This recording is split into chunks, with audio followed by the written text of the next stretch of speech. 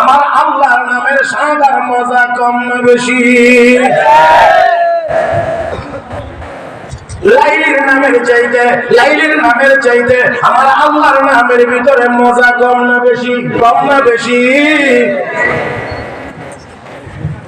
ও মুসলমান, তাহলে লা ইলাহা ইল্লাল্লাহ বললে মনের ভিতরে শান্তি, মজা, তৃপ্তি আসতে পারেনি না পারে না?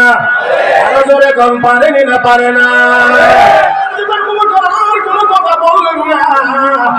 একদিন বের হইলেন, তাকে দেখেন বেলালের মালিক উমাইয়া উপস্থিত। তার উপস্থিতিতে নির্যাতন চলছে।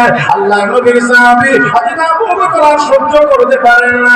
দেখে গো উমাইয়া, আলা তাল্লাহ ফি হাযাল মিসকিন, এই অসহায় মানুষটাকে এমন করে মারস, তোর কি একটু ভয় লাগে না? কলিজাটাকে একটু কামড় দেয় না? বেলালের পক্ষে এই কথা বলার কারণে উমাইয়া ডাক দিয়ে গো আবু বকর, এতই যদি তোমার মায়া লাগে, বেলালকে টাকা দিয়ে কিনে নিতে পারো। যদি আপনারা আগের কথা স্মরণ থাকে তাহলে বলেন, এই আওয়াজ বা এই সংবাদ শুনলে আজ আবু বকর বেজার না খুশি? ডাকতে ঘুমাইয়া বল, কি দেওয়া লাগবে? কি দেওয়া লাগবে? বেলালকে কিনতে রাজি। তোমার দামি গোলাম আছে নাম তার নিস্তাস, এই নিস্তাস নামক গোলামটা দিয়ে দিলে, নগদ সাথে আরো কিছু টাকা দিলে এই গোলামকে কেন বেলালকে তোমার কাছে হস্তান্তর করবে। আজ আবু বকর সাথে সাথে আলহামদুলিল্লাহ বলে রাজি হয়ে গেলেন। এতদিন মনে করেছিলাম তুমি একজন বুদ্ধিমান বিচক্ষণ মানুষ, এখন দেখি না কালেমা পড়ার কারণে তোমার আকল বুদ্ধি নষ্ট হয়ে গেছে। চিৎকার মেরে কন্যা নাউযুবিল্লাহ। ইসলাম গ্রহণ করার দ্বারা আকল বুদ্ধি নষ্ট হয় না। আমি বলতে পারি ইসলামের বিরোধিতা যারা করে তাদের ওই আকল বুদ্ধি নষ্ট। কেন তুই এই কথা বললি? কেন বললে? এত কম দামি কালো গোলামকে কেনার জন্য, এত দামি গোলাম দেওয়ার জন্য তুমি কেমন করে রাজি হয়ে গেলা?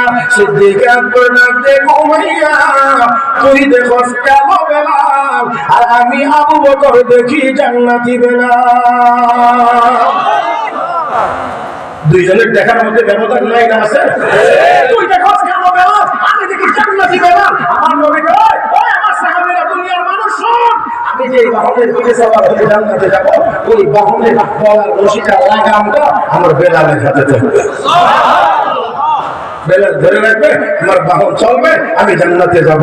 মুহতারাম হাজিরিন, এবার বলেন দেখি বেলাল জান্নাতি হওয়ার ব্যাপারে আর কোনো সন্দেহ আছে? আর যদি বেলাল